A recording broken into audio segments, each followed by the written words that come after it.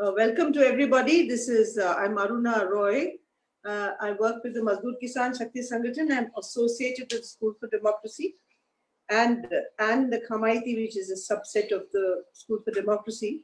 We've been having these churchas, actually physical churchas, for a long time now, and mainly in Delhi and other urban centers, where young people used to put up their issues and assemble.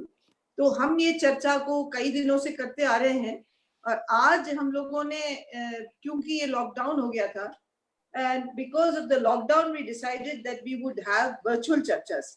This idea was born over a discussion of many of us feeling very frustrated about being locked in, and especially those who are locked in the cities. So we decided we'll start this Charcha series. Today, this is the 6th Charcha. The first Charcha was a general discussion on coronavirus with Dr. Vandana Prasad from the Jan Swasthya Abhiyan. दूसरा केरल के ये जो वहाँ पे वर्तमान स्थिति से दूसरे हुए एसएम विजयानंद जो पूर्व मुख्य सचिव है उन्होंने बात की थी. That was moderated by Bajrang Lal Sharma. The third one तीसरा वाज ऑन दी जो वस्तुस्थिति जो जमीनी स्तर पर क्या हो रहा है on ground reality with Rajendran, Anindita, Vinash, Mukesh and Sanjay Sani. That is, they were from Bangalore, from Delhi and from Bihar. So what people are doing at the grassroots level to deal with the coronavirus. The fourth one was on the impact of the Indian economy. उसमें प्रभात Patnaik, Professor Emeritus JNU और Satish Deshpande, Professor of Sociology, Delhi. इन दोनों ने चर्चा किया था कि आज वस्तुस्थिति हमारे ऊपर क्या अभी आज अर्थव्यवस्था पे क्या असर है and on the economic implications which we will face after post coronavirus. Fifth discussion was on the state of civil liberties between Vrinda Grover and Kavita Srivastav and it was during lockdown basically, but also arching out to post lockdown possibilities and problems. Now this is the 6th one and I welcome friends T.M. Krishna and Nityanand Jairam. Both of them well-known people, but I think as always you need to introduce your participants. And generally we say everybody knows them and someone doesn't know who they are. They know he's a great person and he's on the TV and all, but greater details you don't know. So just 2 minutes to introduce both of you. T.M. Krishna is a well-known musician from South India who has been highly prominent because of 2 extraordinary qualities he has. One is that he has communicated with people apart from just through music. He has communicated with all of us through our socio-political paradigm of existence. He has approached music also through the lens of social and economic divisions in the music world. So he has written very many interesting books and he has lately produced a book called Sebastian and Sons, which is about the Mridangam, which created its controversy. We all know that Krishna has got 2 extraordinary combinations of musical mind and expression and a mind which is also political, which is always there, but very few people recognize it. Krishna has recognized it and made it a very prominent part. And he has therefore now got involved with through the Chennai Citizens Fund of helping both musicians and migrant labor during this crisis. So much more of him you will read in your thanks very much Krishna and Nikki for joining us. So I'm not going to, and I'm delighted that you're both here personally. So very grateful and many thanks, and over to you. Nidhi, you want to go? No, you. Okay. So I'll just begin by setting the context. मैं हिंदी में भी थोड़ा कुछ बात करूँगा. मेरा हिंदी तो गड़बड़ है. नीति का हिंदी मेरे से अच्छा है, तो हिंदी में बहुत वो बात करेगा. मैं अंग्रेजी में बात करूँगा. So just want to put in context what happened is that the few days before. In fact, even a month before, 2-3 weeks before, when the coronavirus was spreading across the world, and we did get to know that there were not lockdowns, but there were limitations being placed in many places. and then leading to what was literally an overnight lockdown in India. I was getting information first. Let me speak about the world of art, that there were a lot of performances being cancelled, concerts being cancelled. And you must understand that this period, and especially we're talking about Tamil Nadu, and in Tamil Nadu, during the months of March, April, is when, especially in rural Tamil Nadu, the temple festivals are it's a season for temple festivals, which automatically means that art performances, both hote hain. And these are very different art forms, depending on where they are. There are kuths, there are parayatams, and there are many art forms that are practiced, and they are part of the socio-religious culture of these villages. And very soon, we realized that this was happening across the state. It was not, and also happening in urban cities where even small gatherings were not possible. And there was also the fear that it's, in terms of art, it's not just about the lockdown period, but what is going to happen after the lockdown. That thought also had started already arising, because even after the lockdown, how many people will have, first of all, the resources to hold a performance at a temple? How important will that be? How many people will be willing to gather? All these questions started emerging. And that's when I personally started looking at artists and what was happening in the artist community and what kind of resources were available. At the same time, the migrant crisis were also evolving. And that is where I would like to bring Niti in, and also he can set the foundation for that. Yeah, well, I think that the migrant workers is slightly different from, or the signs were not as early in coming that there is going to be a problem, uh, because हमारे अनुभव में जितने हम देख रहे थे तो उसमें बहुत सारे प्रवासी मजदूर ऐसे लोग थे जो लॉकडाउन के एक हफ्ते पहले चेन्नई आए थे या त्रिपुरा आए थे या कोयम्बटूर आए थे काम ढूंढते हुए। तो उनको बिल्कुल हवा भी नहीं लगा था कि यहाँ पे ऐसे एक मुसीबत आने वाला है। यहाँ आने के बाद मतलब या अब देखेंगे तो जैसे तमिलनाडु जैसे जगह, तमिलनाडु, महाराष्ट्र, गुजरात, कर्नाटक और आंध्रा, इन जगहों में, और तेलंगाना, इन जगहों में बहुत सारे लोग उत्तर प्रदेश, झारखंड, छत्तीसगढ़, बिहार और वेस्ट बंगाल से बहुत सारे लोग, उड़ीसा से बहुत सारे लोग आते हैं। तमिलनाडु का आप लेंगे तो कुल मिला के यहाँ कोई गिनती ठीक तरह से नहीं है, लेकिन बताया जा रहा है कि यहाँ पे लगभग 15 लाख से 20 लाख या 25 लाख तक लोग हो सकते हैं जो बाहर अन्य राज्यों से यहाँ पे माइग्रेंट प्रवासी मजदूर होके काम करने आए हैं। तो इनमें से हमारी जब बात हो रही थी कुछ मजदूरों से, उन्होंने बताया कि हम यहाँ पे आके हमारा 2 दिन हुआ है, तनख्वाह तक नहीं लिया है, कोई काम नहीं किया है, लेकिन अभी वापस जाने का कोई रास्ता भी नहीं है। और इनका हालत मतलब ये जो साधारण टाइम है, जो नॉर्मल कहते हैं, what we call a normal, itself is a huge problem for people like this because they are usually staying in very congested homes, working under oppressive conditions with no clear contracts. So the normal itself is a very vulnerable and a precarious existence, which is made even more problematic because they are in a place where the local people, they are foreigners in this land. I mean, if you between Chhattisgarh or Jharkhand and Tamil Nadu, only now do we require a visa to travel from Jharkhand to Tamil Nadu, but for all practical purposes, it's a completely foreign place. The language is different, the food is different, and we are seeing those differences in a sense come to fore because these are the things that are causing people to yearn for their homeland. तो अभी जो प्रवासी मजदूर के बीच में जो तड़प है, घर जाने का जो तड़प है, उसमें खास करके खाने का, भाषा का और आजू बाजू में जो लोग का जो संस्कृति है और जो काम करने की जो तरीका है, इसमें जो ये फॉरेननेस जो है, that is causing a lot of yearning for people who want to go back. And I'll talk a little bit more about that later on. But overall in India, we are looking at, just in terms of construction workers, there is something like 3.5 crore, 3.5 crore प्रवासी मजदूर जो निर्माण मजदूर हैं, उनका registration हुआ है in the welfare board. There are many. I think that there will be roughly at least the same amount that will be unregistered. And of this, about 1.4 crore construction workers, or half of it, or 40% of that, are migrant construction workers who are extremely vulnerable. In fact, the government looks at construction workers and migrant construction workers and their livelihoods, or their wage earning capacity, as a major engine of driver of growth in the economy, which is a huge problem. We will come to that in a bit.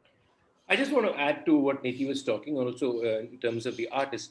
एक perception है artist के बारे में. When we say artist, बोलते हैं उनका role क्या है society में और उनका situation क्या है, इसके बारे में हम सोचते ही नहीं.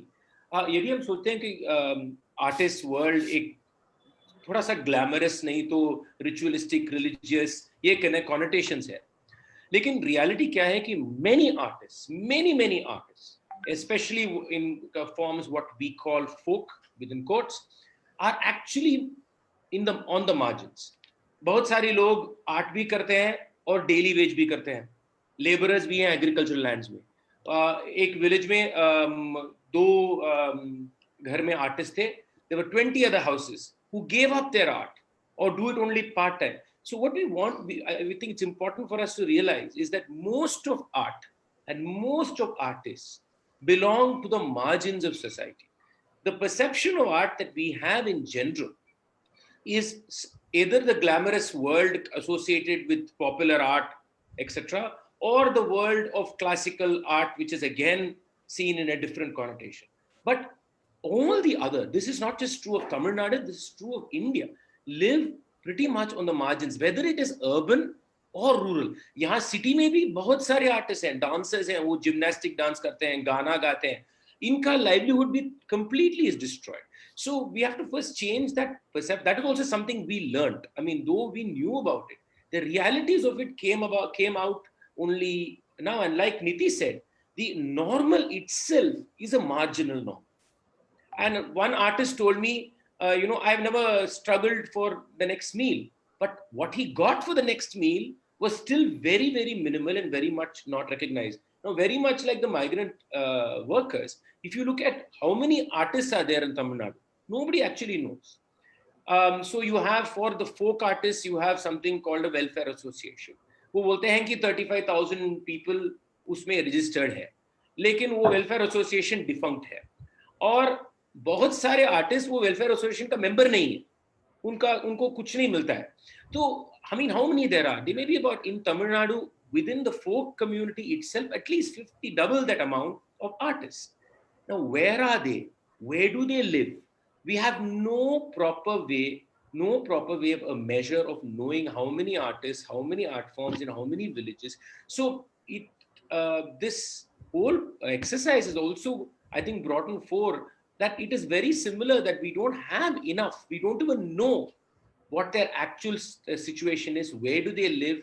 What months, what do they do on the months when there are no performances? These are all real struggles of people on the margins.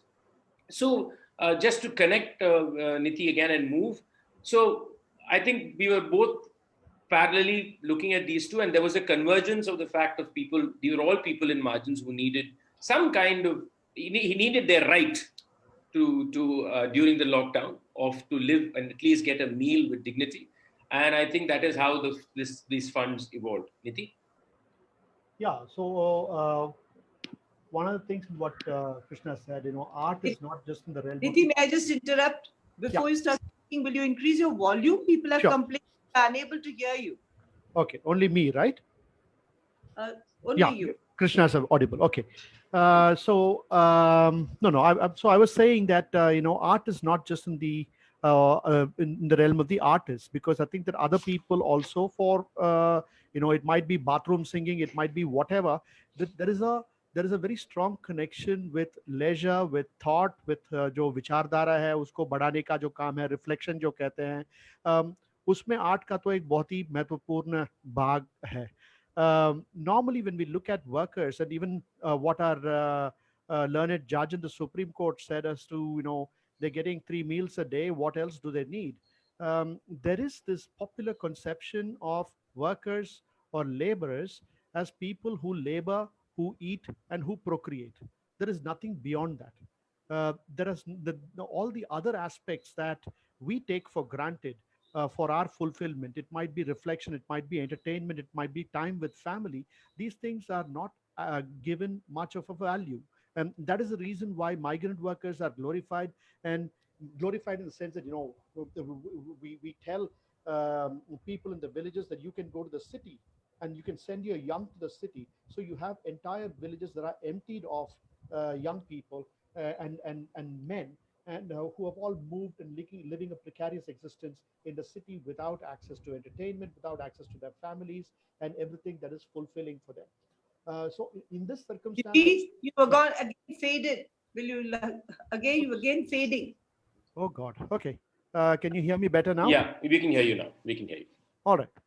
So no. So when we began this Chennai COVID Citizens COVID Fund, the idea was to one, figure out how we can ensure that the government does what it needs to do, because the government was working on a very ad hoc basis. So a bunch of friends got together, and at that time we still had very little money and a very little idea as to what we would do. The idea was to, of course, reach out to migrant workers as a priority, because these are people who are caught in a foreign land and should not feel alienated, more alienated than they already are. Also on 24th, when Prime Minister Modi announced, abruptly in his usual signature style, that there'll be a total lockdown. There were lots of people, I mean, thousands of people who were kind of stranded outside the Madras Central Station. These are people who had come from Kerala, anticipating a lockdown, because as soon as Modi said he's going to say something important, people started running for cover, and they were stuck in Central and other places, thousands of people. And so we began this fund primarily with a focus on migrant workers, but also on other marginalized daily wage earning Yeah. groups, including transgender communities who might rely on begging or on sex work, uh, and people like that. And this fund was never meant to be a replacement for what the government ought to be doing.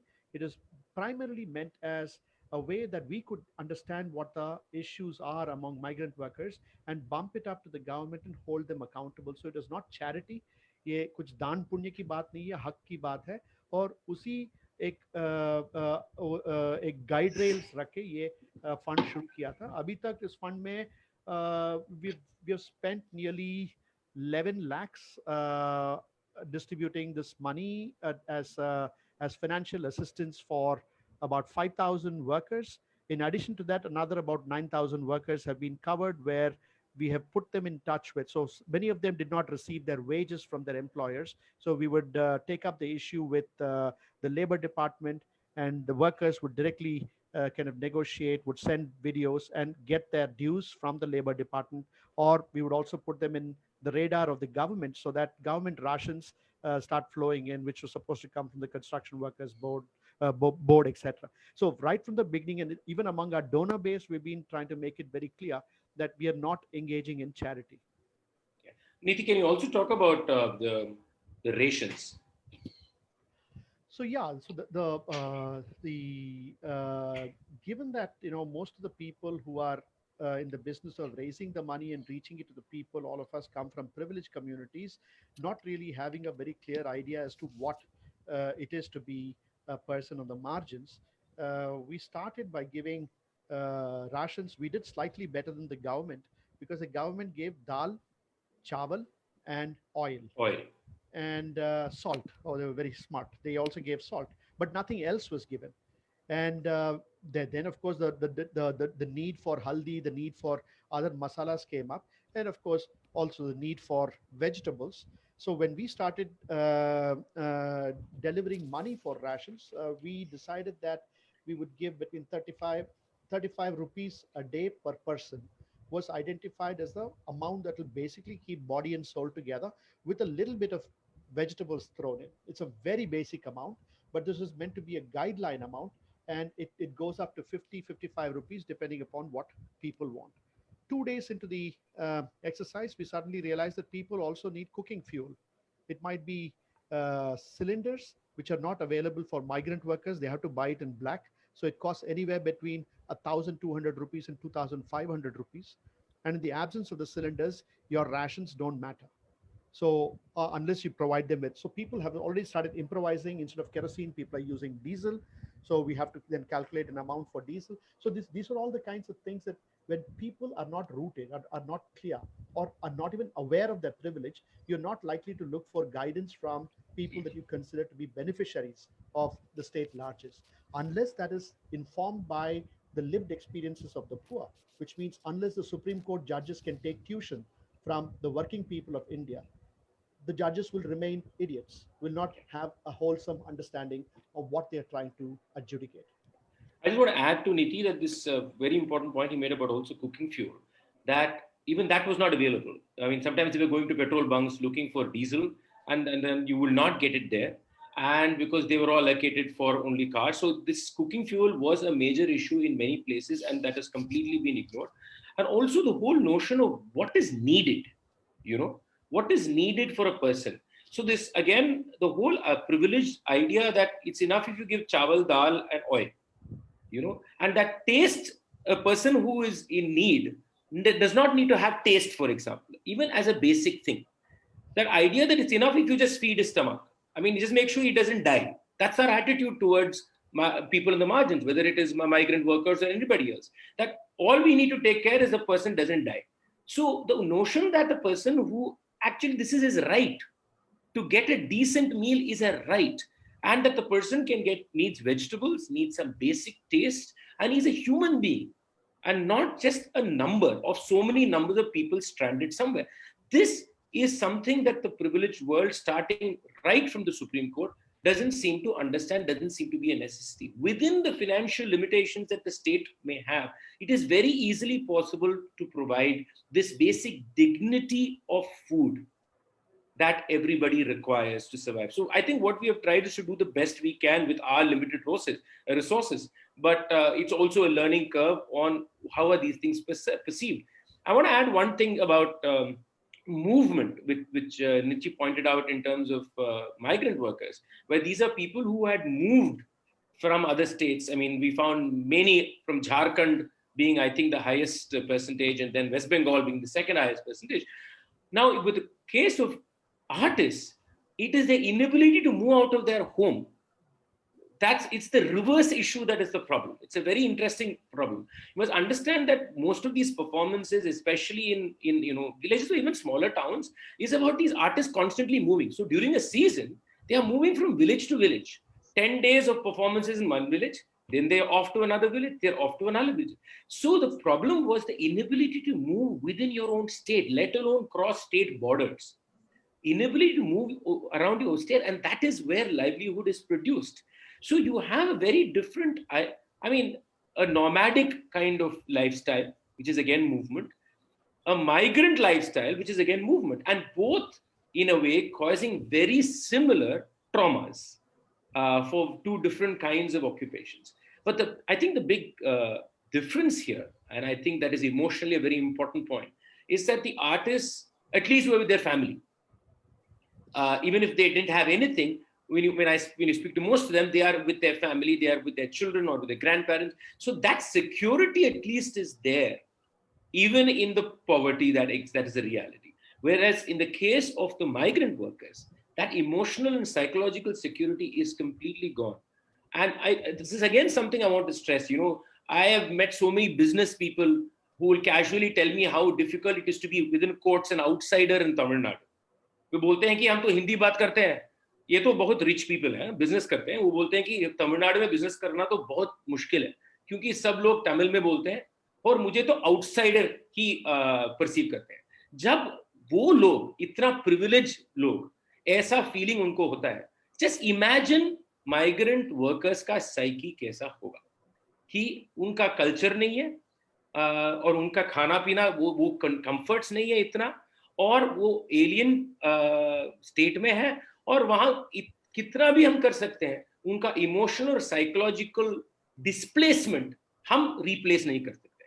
लेकिन ये psychological condition जब हम समझते हैं privilege लोग में और उसके बारे में बात करते हैं, क्यों हम ऐसा नहीं सोचते हैं जब वर्कर्स के बारे में सोचते हैं? क्योंकि वो नंबर्स होते हैं, वही है, वो उसके बारे में भी सोचना है. Just want to add to that. I mean, for the last now it's about 35, 36 days. ये Niti, lockdown Niti, may I ये just ये interrupt? ये लॉकडाउन शुरू होके लगभग अभी 36 डेज हो गए हैं.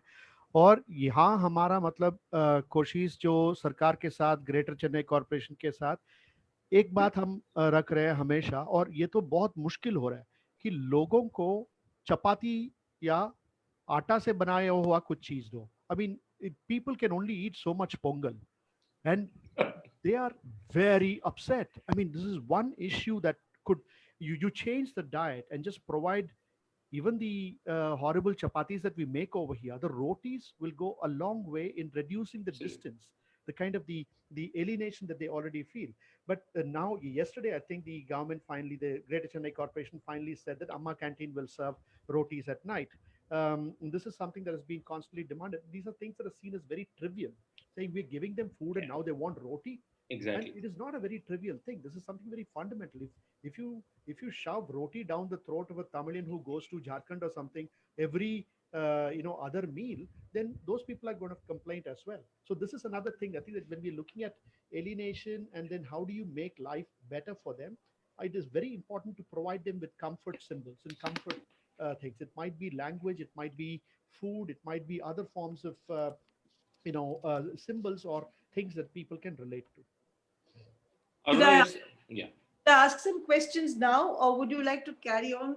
There are We just some have one questions. more theme that we'd like to touch, which I think the main Porambok will do. Will set it off. Okay. No.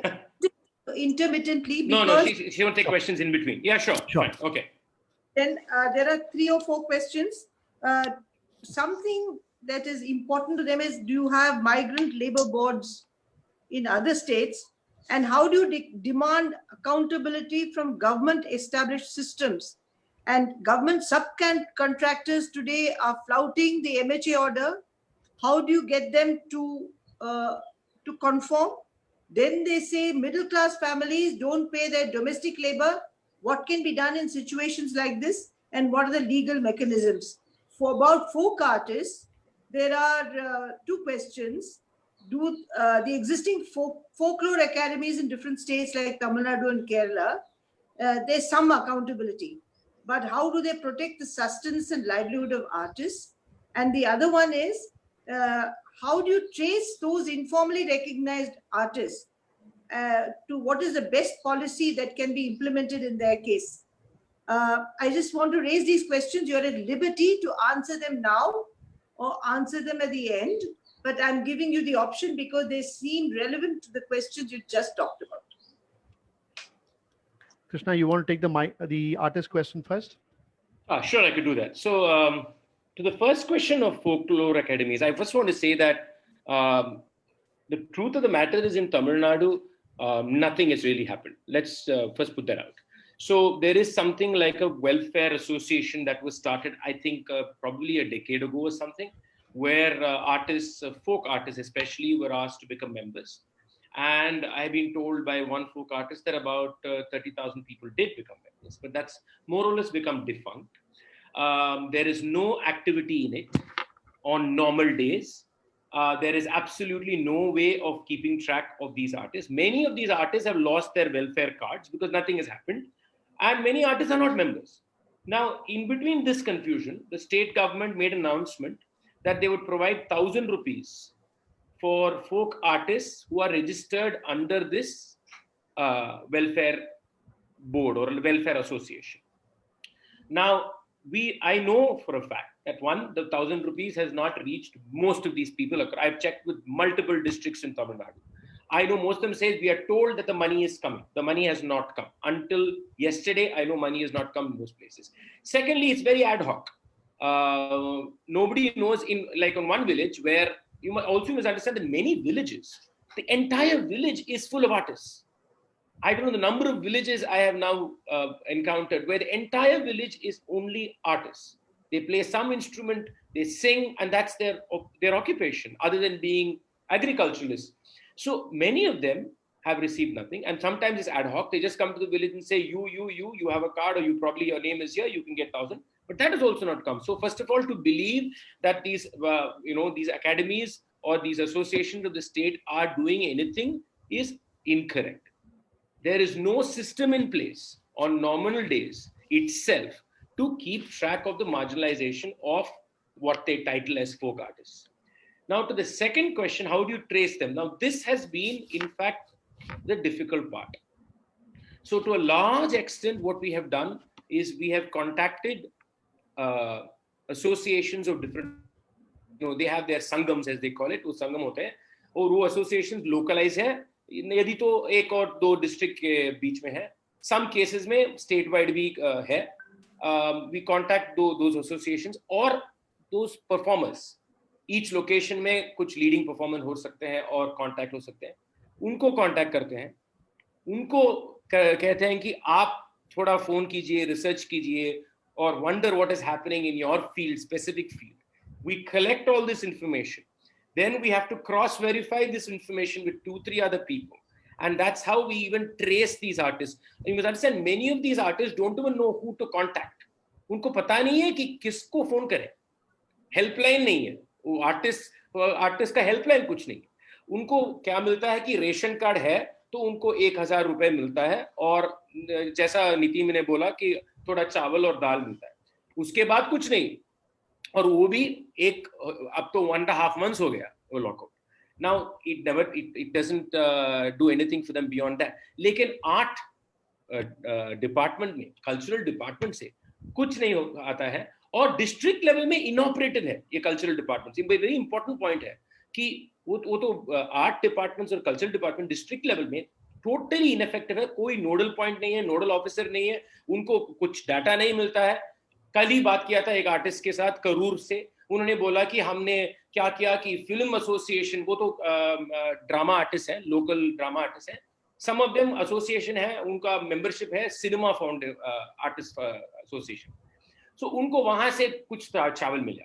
सो उन्होंने बोला कि हमने डिस्ट्रीब्यूट किया, कि ये बहुत इनफॉर्मल है, ये टाउन है ना, टाउन के पास डिस्ट्रीब्यूट किया.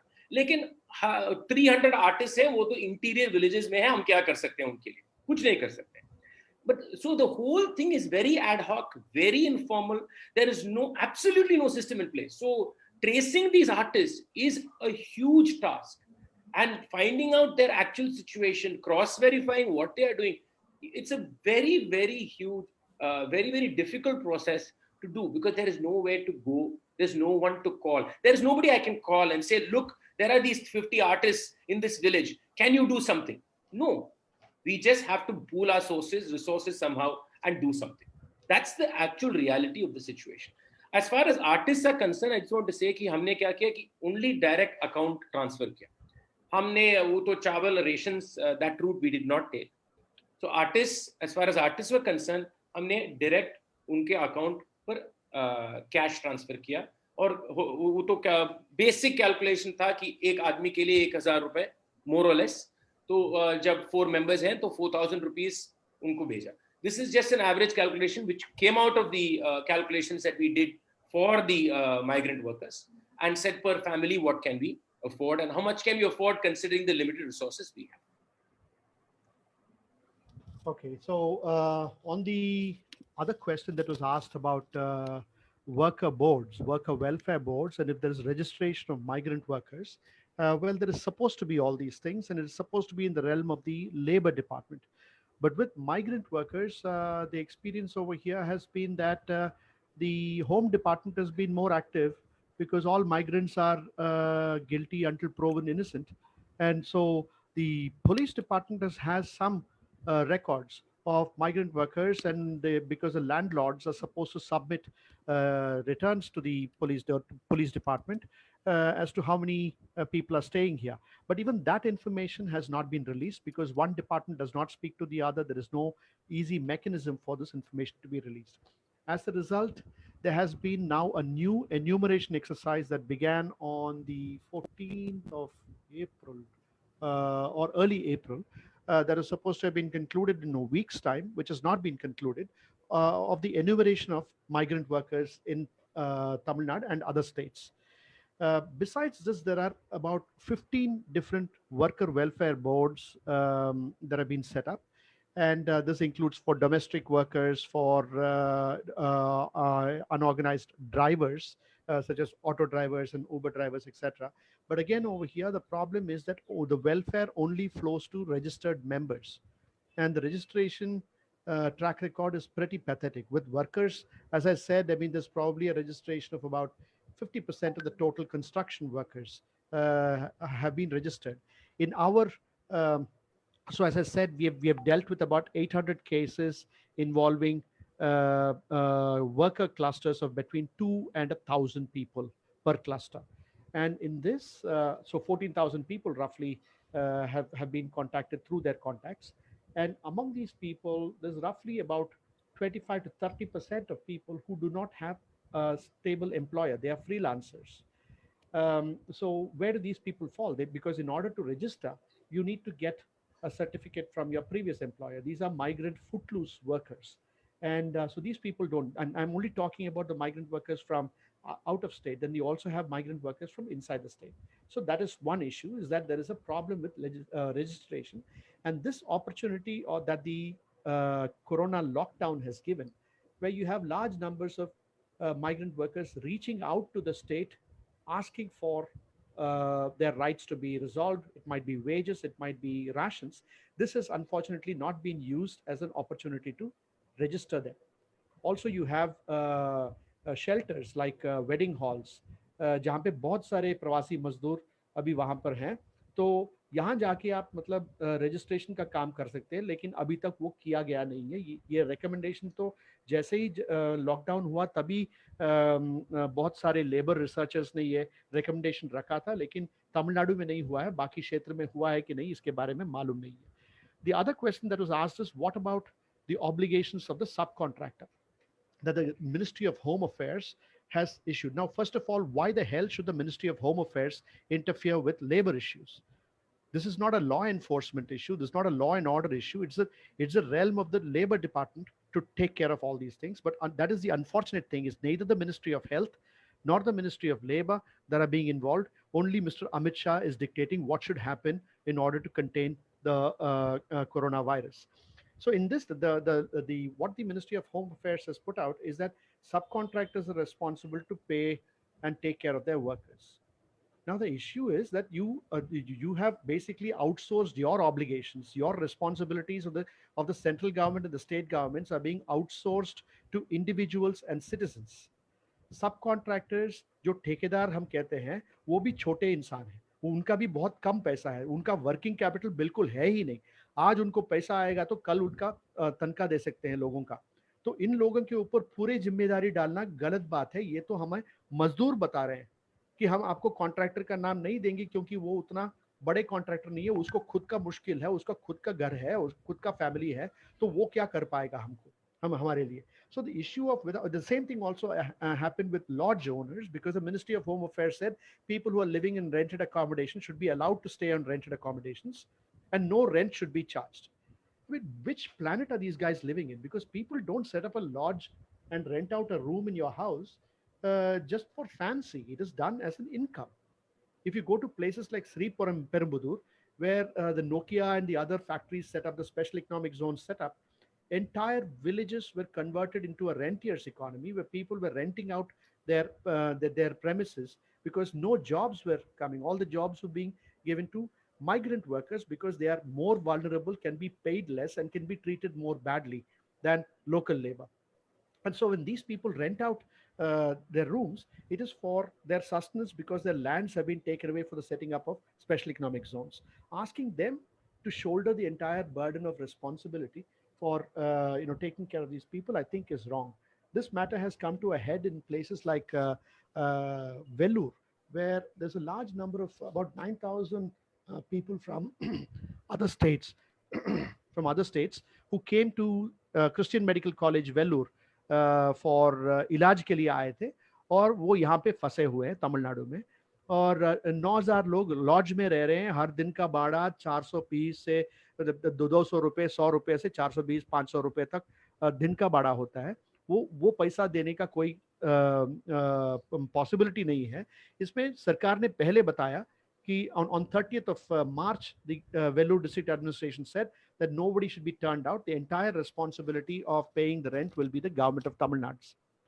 And when the lockdown was extended on 14th of April, this government order disappears and a new notice, undated notice comes out saying 50% of the rent should be paid by the lodge resident and 25% will be paid by the government of Tamil Nadu. There are people who don't have money for their treatment, will not be able to pay for their lodges. There is no proper food. So this is now, I mean, today we've actually filed a case in the Madras High Court challenging this order. So this is the issue about the domestic workers and the, yeah. So we basically lost an opportunity to be able to register these people. In the days that come, I think it is not so much proper registration, but how do we minimize the need for migration, out migration from villages and rural areas? I just want to add a couple of things to what Niti said. Is he made a point also about local workers, their livelihoods, local contractors or local employers. Now that's a huge spectrum by itself. And in fact, in many cases, we've been asked whether we could take on issues of, local workers, local wage earners, but that if you look, who are in the same condition as the migrant workers, but that they are another huge set of people about whom we are not thinking, or even the small, for example, the person who runs a small idli shop, जो idli shop एक corner में रहते हैं, हमारे right across my street there is a small idli shop. उनके लिए क्या हो रहा है? What is happening with them? And there are workers within their little shops. दो लोग होते हैं, एक लोग होते हैं. What is happening with them? They are not migrants, they are locals in some cases. So even in that whole spectrum of daily wage earners who are belonging to that very city or village or town, there is a huge dearth of support. Another issue is transparency. I think all we are getting now from the state government or from the central government is number of corona cases every day. कितना corona case है आज, कितने लोग के लिए इलाज हो रहा है, इलाज हुआ है, और कितना नया केस है, यही इंफॉर्मेशन दे रहे हैं, और कुछ नहीं मिलता है हमको regarding food grains, regarding why there is shortage of food grains, regarding how much funds, what is happening, for example, the money that is going into whether the Chief Minister's Relief Fund or the Prime Minister Cares Don't Care Fund. We are not being told what is happening with all this.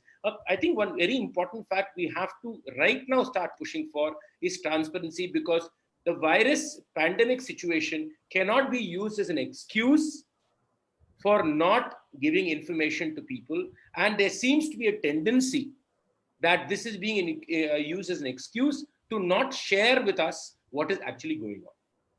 जो निर्माण मजदूर का जो welfare board है, construction workers welfare board, the board across the states has close to 31,000 crores. It was 53,000 crores a little while ago, but they did some jugglery and now the amount is only 31,000 crores. But 31,000 crores is a substantial amount. This is workers' money. There are 3.5 workers. So there's roughly about 2,100 rupees of each of the registered workers. It's currently sitting in the kitty of various state governments. So it is not as if we are asking the government to come up with new money. This is money that has been collected. And knowing the way the central government works, this money will quickly be taken away and put into some kind of a gambling game and given to Adani as a loan. So yeah. It is very important for us, as Krishna said, it's very important for us to have be very vigilant about what money is being used for what, and where are the workers' money being. And this is just one board. There are several other boards, and I think we should be asking for information. In fact, right now, again, inspired, it's very interesting that this conversation is being had with the School of Democracy and Arunaka and people like that, because we are applying under right to information, invoking the life and liberty clause to ask for information about ration flow from the FCI go downs to the beneficiaries, the Chief Minister's Relief Fund, and the money held in labor welfare boards. I just wanted to add one little bit to your conversation. We have 77 million tons of food grain, and they are not distributing it. We've been saying that they should give free grain, at least for Narega workers, and for entire registration for PDS. Everyone should be given food grain. For whom are they storing this? So that's one big issue on which we are not getting a decent response from the government of India. The second thing is that the Prime Minister's Care, or whatever, Prime Minister Care, or whatever that fund is, there was a notice a few days ago saying categorically that fund will not be transparent and available for scrutiny. How can money collected for the people of India be secret? Either it's going to the party, in which case it should be called a party fund, or if it is for the welfare of people that this money is being collected for those who are affected by COVID or impacted by COVID, then this money should be transparently spent. So this is an issue we as a nation will have to really pick up and expose, that we can't have money collected in our name. And also big companies were asked to give money to the Prime Minister Care Fund rather than to state governments or to smaller NGOs and so on, who are also clamoring for money because they also needed money to do charity welfare work.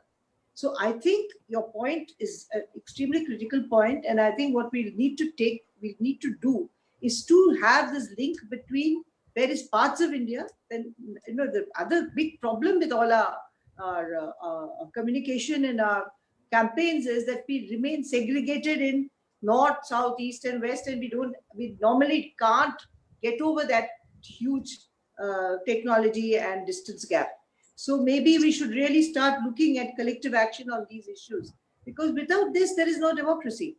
So we really should demand that there be complete transparency. I agree with both of you. But should I read out some more questions now that have come to me? One or two? Yes, please. Sure.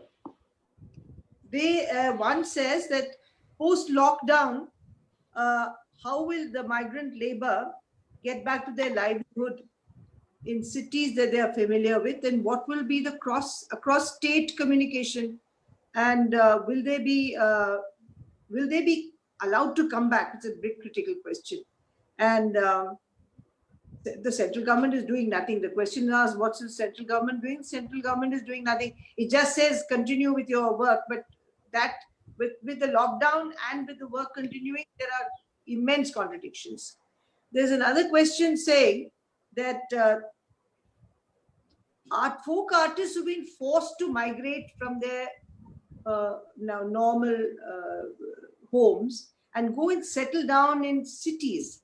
Now they are another group who are extremely vulnerable, because they're not treated like artists, they're treated like labor. They're not eligible for any of the things the labor are entitled to.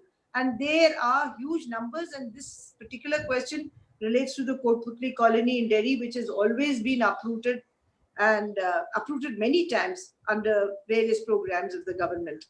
And the last one is that how do you create demand so that artists can actually give their performances in times of COVID? How do you protect their lives? So I think these are some of the questions, but to talk about some of the issues with folk artists in Rajasthan, the government has wanted to promote and help with folk artists, but the trouble is this big hiatus. We are all locked down, so activists cannot go to villages to collect information. Most of our artists are either totally illiterate or semi-literate. They do not have access to smartphones. So any program the government requires all the data.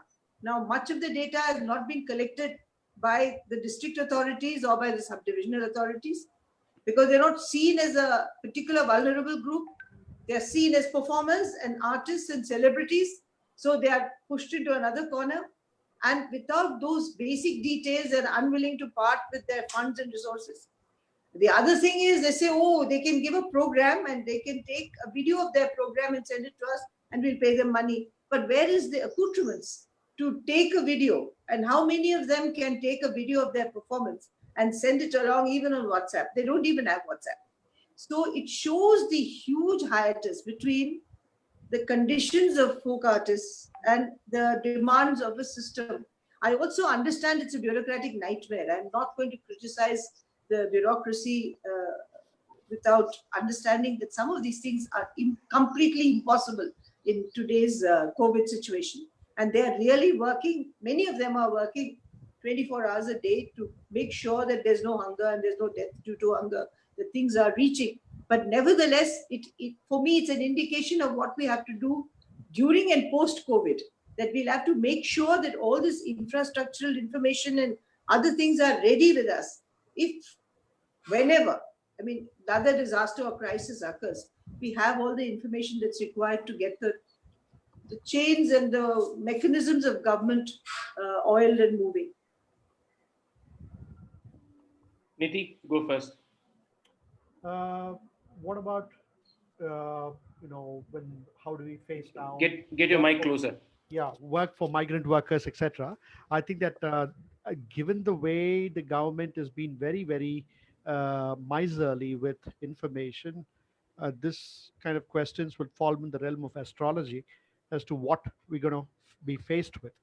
Uh, One thing is sure. I mean, we've been speaking to workers. There are the people who have come here recently in search for a job would like to stay back and make good their investment of having come here by finding work even after when if and when the lockdown relaxes. They would like to see if there are jobs available over here and they could go back to work and get some money. There are others who have been here for a while who are tired, who would like to go home. And for them, as soon as the lockdown relaxes, they will walk it, they will crawl back home. uh, when they go home. So when you're looking at what is called how do we revitalize the economy, the focus of the government is primarily on how do we kickstart the industry. So the first thing that they talked about is can the Manesar Maruti plant, which is a union busting factory, can that be restarted? Will it be one shift or two shifts or whatever? The focus is a lot on industrial revival. Whereas I think that if the people that I spoke to, there was one person who I spoke to who was from West Bengal, another person who I spoke to who was from Jharkhand. They want to go back to their hometowns and they consider that the villages are very good, but they say वहाँ पे करने का कुछ नहीं है. And the करने का कुछ नहीं है is primarily because of a neglect of the rural area.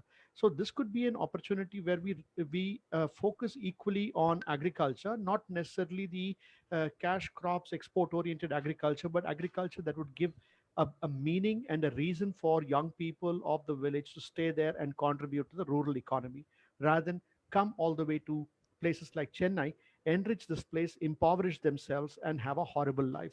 So I think that the focus also needs to be a lot on agriculture and agricultural labor because we're also going to be going into the monsoon period.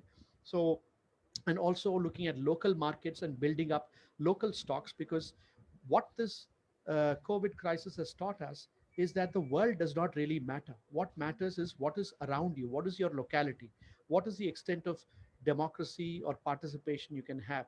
Do you have water in your local area? If there are vegetables in your local area, then you are even more secure. And Kerala, of course, has demonstrated that investing in democracy and investing in local participatory democracy is by far your best insurance against not just the COVID crisis, but also against global warming, climate change, war, or whatever you may have. Okay, to the first question on folk artists who've migrated city, I think it's a very important question. What has happened, at least in Chennai, I can say, is that many of the artists who've moved to the city, not just Chennai, but could be other cities like Trichy or Coimbatore, many times have 2-3 occupations. They have their art, like in Chennai. I know many of them are also part of the meat industry, or have a little stall in the fish market. So they are doing 2-3 things at the same time. Now they are not registered as artists. They do not have any labor rights. So they are stuck in between both. And this is also a reality of these people who have migrated, and they don't really shuttle back to their villages in many cases. They've pretty much moved lock, stock, and barrel to the city. Sometimes their art form also has changed because of that. They've adapted to the urban sounds and the urban needs. But the fact is they are stuck between the 2 or 3 occupations they do. And they pretty much work with saying, where is my next meal coming from? In fact, one of the people I spoke to who lives, he lives like a migrant worker. He lives under a bridge. He's a songwriter. art form is known as Ghana. He's a songwriter, Nana. And he lives under a bridge with a family of 3. So he's not very different from the migrant worker. His situation is not very different. And he writes songs, which is going to give him some money, but he also works as a daily wage person, whether it is in the fish market or somewhere else. So these people are stuck between many worlds, and there is a deep identity crisis of which world they belong to. And none of these worlds have any system in place to protect or to give them their basic needs and basic rights. This is a major problem. And I think the problem there is also our notion of what these artists are, our notion of what artists are. Why do artists do art? I think that's a question I want to raise here. Why should this guy write a song? I mean, it's not giving him money. Forget about Corona, forget about virus. On an everyday basis through the year, writing one Ghana song is not going to bring this guy money, so much money. I mean, it's nothing. So, but we have to understand why these people make art. Why does a person in a village paint their walls, paint their doors? I mean, the fact that art and the expression of art, and like Niti said, it's not necessarily be, artist within a tag, but the whole notion of expressing and giving it different forms and shapes and movements is, I think, a basic human necessity. It is a basic human nature to be able to, just hum the tune, to express your feelings. So they make art because they make art, because that is part of the human character to be who you are. It is a cultural, it is an identity related thing. And in this, we cannot run away from the word caste. We have to talk about caste here, because whether it is the migrant worker, whether it is the marginalized artist, in most cases, you do find it is very much paired with the caste that these people belong to. And I know recently I read somebody writing a piece where they spoke about, romanticized how certain, shall we say, craft forms or textile forms are flourishing in their little village in the Corona thing because people are able to manage their economies. Now, let's not romanticize special, these exceptions to the struggles of these small artists and artisans across this country and across the states. And because you don't want to address the monster in the room, this is entirely a casteist society where caste plays such an important role in why these people are marginalized or why even they don't come in our mind frame on a normal day.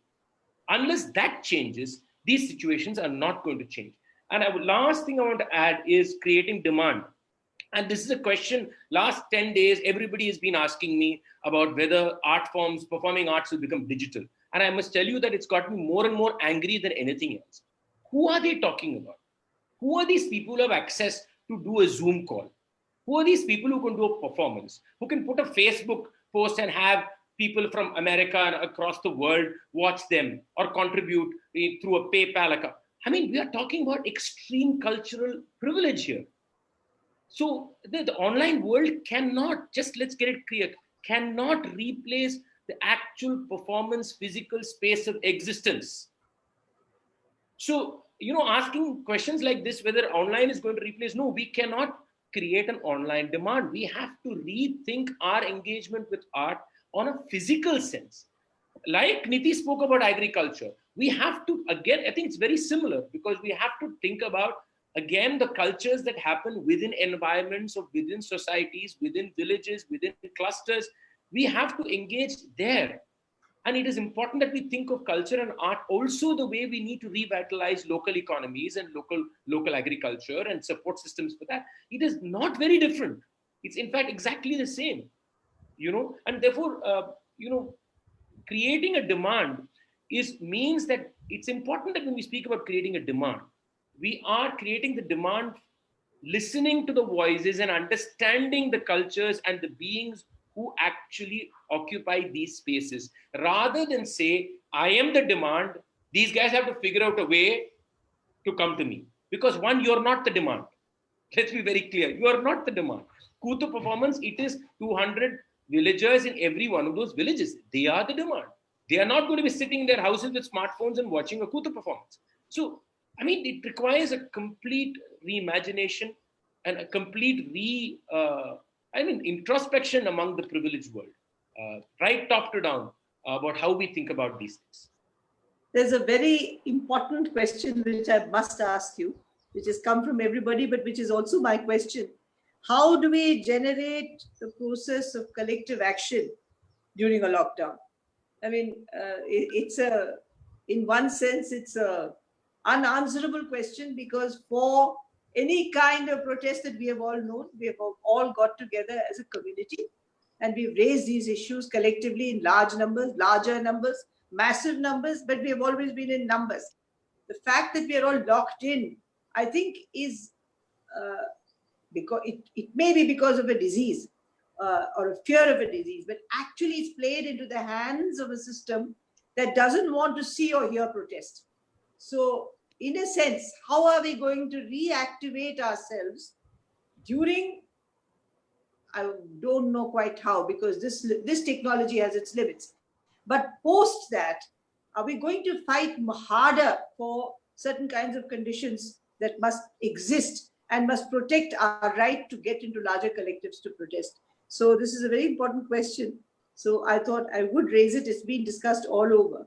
So I thought I'd raise it and ask you both to answer. And maybe you take your time and answer this question, and maybe after that we can sum up this charcha. Niti. So just in terms of collective action, this Mike, is Niti, Mike. in terms of collective action, this is something that has definitely preoccupied the minds of people who,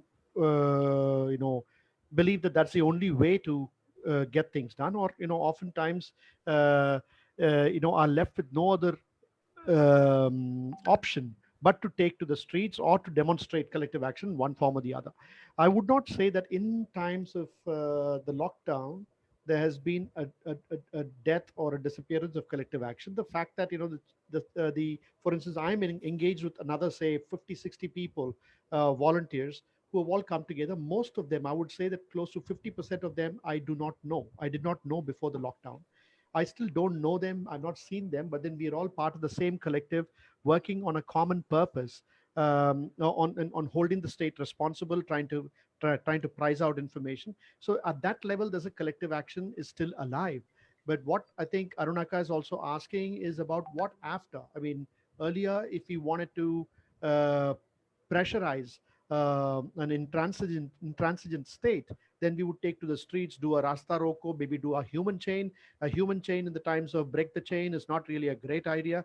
And so, how would we reimagine what our collective action would look like? This is something that I've been thinking about, but then I think that those are times that probably in another 2 to 3 weeks, maybe in a month or so, we will start having opportunities. But the useful thing in this is not going to be what form will this collective action take, is not going to be something that a bunch of intellectuals sitting somewhere are going to design.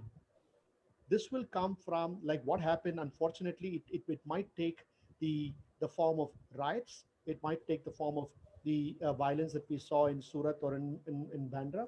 But then it will also take other forms where people who really have something to say in a collective fashion will find out ways of doing that. What we need to do, I mean, I'm a solidarity worker, not so much a grassroots organizer. And as solidarity workers, we need to be aware and vigilant about the kinds of pressures that communities are facing, which might require a collective response, and see what kind of responses they are planning themselves in order to be able to strengthen it, amplify it, and reach it to more people. This May Day, for instance, day after tomorrow, again, we would like to see if there are ways in which we can get workers to speak for themselves, because so far, with many of the cases where we are representing on behalf of workers, it actually takes something away, because there is no agency for the workers, and they feel more empowered if they are able to handle their own fate. So one of the things that we are trying to do is to see if we can have a training today on short video making with smartphones of the people who are cooped up over there, so they can do some storytelling in Bengali, in the local Jharkhandi tribal dialect. It might be from Chhattisgarh or from Bihar. These people telling stories about life under lockdown in a foreign country like Tamil Nadu. So this is something that we are hoping to look at, and also trying to see if we can bring about 8 to 12 issues that the government should be focusing but is not taking into account, and try to approach the government and educate the government or the authorities with the lived experiences of workers. So that is for now. As to later, what will be our next mass satyagraha, what form it will take, I at this point of time am quite clueless, and I'll be waiting to hear more ideas and probably be inspired by experiences from other communities around the country. मैं इसका थोड़ा सा हिंदी में 1-2 minute में बात करना चाहती हूँ। मैं माफी भी चाहती हूँ कि चर्चा में अंग्रेजी ज्यादा रहा है, क्योंकि आप सबको मालूम है कि ये भाषा की लड़ाइयाँ जो पुरानी है इस देश में, उसमें तमिल भाषा एक प्राचीन भाषा है, और वो भाषा तो खैर आप उत्तर भारत में कोई बोलता ही नहीं है, मगर दक्षिणी लोगों ने हिंदी तो कम से कम सीख तो लिया, बीच बीच में बोल भी लिए। उसके लिए हम बहुत आभार हैं कृष्णा जी को और नीति से।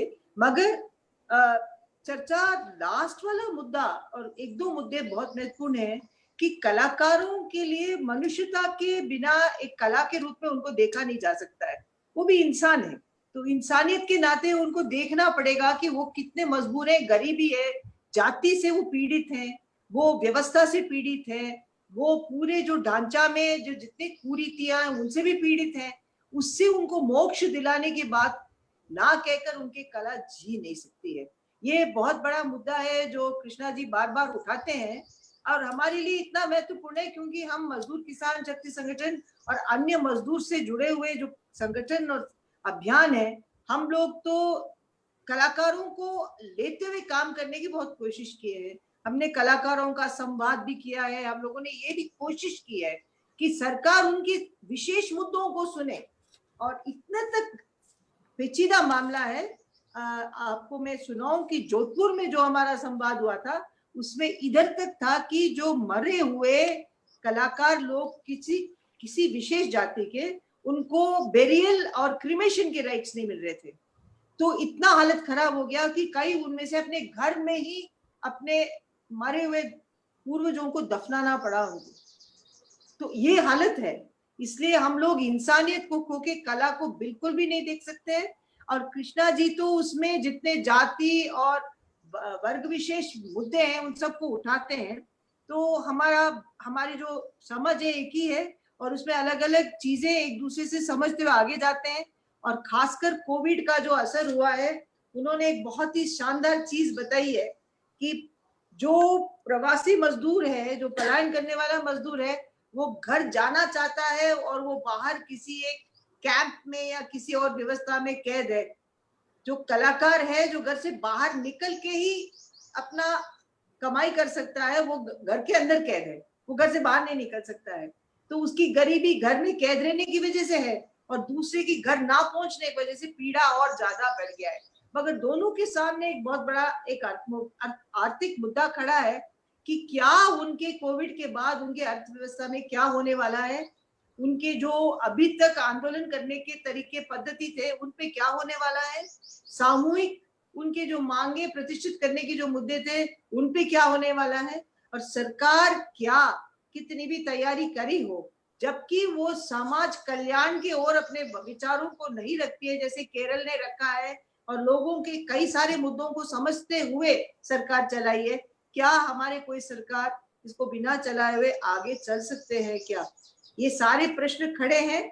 मगर on behalf of the School for Democracy and NKSS and all the viewers, and I'm sure everybody enjoyed this session, I would like to thank Krishna and Niti for sparing their time and for being with us. But do I hear that you might end with something else?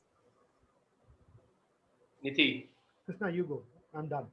Let's talk about the Poromboka and finish, and maybe I sing a line so you can talk about it and I'll do the singing. Okay. Mike, get the mic closer. Yeah. So ये तमिल में एक बहुत अच्छा एक शब्द है, उसका नाम है पोरम्बोक। पोरम्बोक ऐसी जगह है जो खुला ज़मीन है, जिसमें मकान नहीं बना सकते, जिसके ऊपर आप एक छत नहीं लगा सकते और ज़मीन में तो कोई बदलाव नहीं ला सकते हैं। और ऐसे जगह कोई एक राजा के हाथ में या सरकार के हाथ में नहीं होता है, ये समुदाय के हाथ में होता है, उनके काबू में रहता है।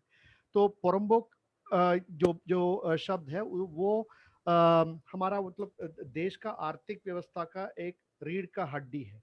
It's a spine of India's economy because common people find succor, find a livelihood and value from these open, unbuilt spaces. लेकिन अभी हमारा जो कोरोना का क्राइसिस है उसमें देखेंगे तो इस क्राइसिस में सबसे ज़्यादा प्रभावित जो जगह है वो सब बिल्ट अप एरियाज है, बहुत बहुत densely constructed areas with lots of people living in a square kilometer. And while Porambok celebrates the open and the unbuilt, our economy, the modern economy, the globalized economy, celebrates paved earth, जो जमीन बंद किया गया है, जिसके ऊपर इमारत या मकान बनाए गए हैं, जिसका मतलब रिश्ता आकाश से जो रिश्ता होता है मट्टी का वो टूट गया हुआ है. वैसे जमीन से हमारा आर्थिक व्यवस्था अभी का जो आधुनिक आर्थिक व्यवस्था है वो मूल लेता है और वैल्यू निकालता है. लेकिन जो पोरम्बोक बेस्ड इकोनॉमीज जो होते हैं, they are open earth economies that celebrate leaving open spaces open and unbuilt. Farming is one way of it. For forest economies, fisheries, all these are very clearly open earth economies. And when we try to rebuild, it will be useful to see if we can move towards such open earth economies, or at least give open earth more priority than what we have done so far. Which means that rather than having people migrating from open earth spaces like villages into densely built up places like Chennai, which are also places where you're very vulnerable to floods, you're vulnerable to cyclones, and you're now vulnerable to contagious diseases. This would be the future. But unfortunately, over the years, the word Porambok has taken on a negative connotation. It has become a curse word. It has come to mean useless or valueless places or useless or valueless people. And so we started looking at a cultural transformation of this word to reclaim the value of the Porambok. And there was a song called the Chennai Porambok Padal, which celebrates open spaces, which was written by a young friend of ours, an artist called Kebar Vasuki, and sung by T.M. Krishna. So that's the background about the Porambok. I just thought that it will be a very nice way to kind of peg in the Porambok concept in this, because if you want to move away from this kind of modern economy, which is based on destroying the earth, we will need to revalorize the Porambok. Okay, my turn. I'll sing, but before that, एक बात कहना चाहता हूँ कि एक प्रश्न था कि फ्यूचर क्या है सॉलिडारिटी और ये ग्रास रूट्स मूवमेंट्स और मल्टीपल क्वेश्चंस के लिए, और ये पोरम्बोक उसके लिए भी एक सेंटर पॉइंट है. पोरम्बोक का सोचते हैं कि एक फिलोसॉफिकल लेवल में ये तो एक तो कॉमनैलिटी है, ये तो ओपन स्पेस है, ये तो एनरिचिंग है. बहुत इम्पॉर्टेंट है कि जब हम एक्टिविज्म के बात करते हैं, जैसा अरुणा जी ने बोला कि हम सब बात करते हैं, हम तो ज्योग्राफिकल लिमिटेशंस में काम करते हैं, नहीं तो हमारे फील्ड्स में काम करते हैं. बट जैसा आपने देखा, माइग्रेंट वर्कर्स हो सकता है, मार्जिनलाइज आर्टिस्ट हो सकता है, वो commonality of systemic problems, structural deficiencies, वो ये सब फील्ड्स में है. तो if we can bring all that together in the way we are having these conversations, then maybe the pressure we can put on can also be much more. And that is where the commonality of the spirit, वो spirit का commonality, वो है पोरम्बोक. आप भी पोरम्बोक है, मैं भी पोरम्बोक हूँ, नीति भी पोरम्बोक है. वो पोरम्बोक का एटीट्यूड जब हमारे दिल में अंदर आता है कि हम शेयर करते हैं, इस जमीन को शेयर करते हैं, ये पेड़ को शेयर करते हैं, नदी को शेयर करते हैं, जब वो हमारे अंदर आता है, I think then even activism itself becomes a far more holistic idea, where even limitations within our own activist worlds can be broken. Yeah, the opposite of privatization or privatized is Porambok. Yes.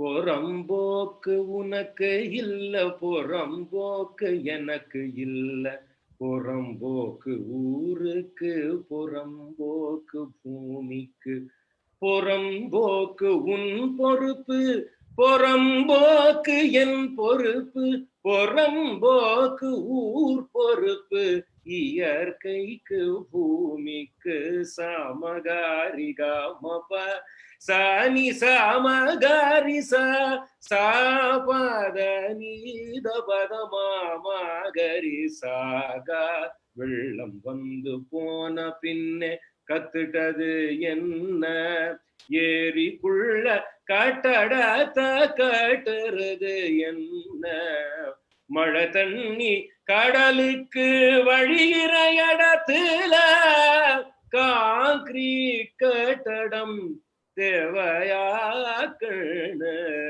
சானி பதவ சாசகாரி மாகபாம தாப சாமகபாம தாப மாபகாமரீச பாமதா முன்னே நகரத்துக்குள்ள நதிகள் ஓடல நதிகள் சுத்திதான் நகரம் வளர்ந்துச்சு மழை தண்ணிய காத்திருந்தையேரிக்கு புறம்போக்குன்னு பேரு இருந்துச்சு புறம்போக்குன்னு பேரு இருந்துச்சு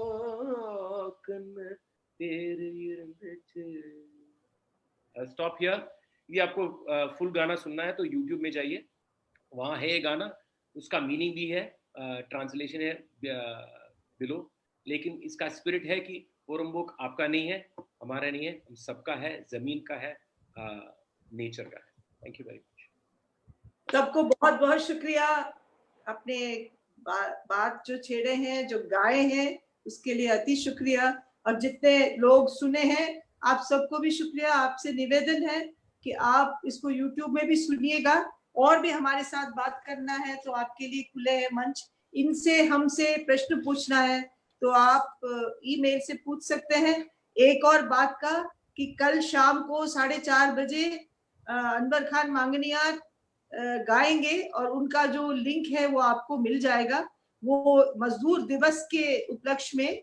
पूर्व संध्या के रूप में उस दिन कल शाम को गाएंगे खुद ही मजदूर है वो कह रहे थे कि हम तो मजदूर हैं हम तो नींव खोदते हैं और हमारे ऊपर मंजिल और बड़े बड़े चीज लोग खड़ा कर देते हैं हम तो वही रहते हैं जैसा हम हैं हम दुनिया भर के घूम के आ जाए तभी वही झोपड़ी और वही कच्चे घरों में रहते हैं खैर उनका तो ये व्यवस्था नहीं है मगर आम लोगों के बात वो कर रहे थे उसके आप जरूर हमारे साथ शामिल हुइएगा और अगला चर्चा होगा 3 मई को जब उषा रामनाथन हमसे चर्चा करेंगी गरीबी तकनीकी और मानवता की जो ये क्राइसिस हमारे सामने आ गया है उसके बारे में 3 मई को 11:30 बजे सुबह आप सब सादर आमंत्रित हैं और सबको एक बार पुनः बहुत बहुत शुक्रिया and thank you very much नंद्री and vanakkam to Krishna and Niti. I hope you join us again and I hope this conversation carries on in many places. Thank you very much on behalf of SFD and cases. Thank you. Thank you. Thank you.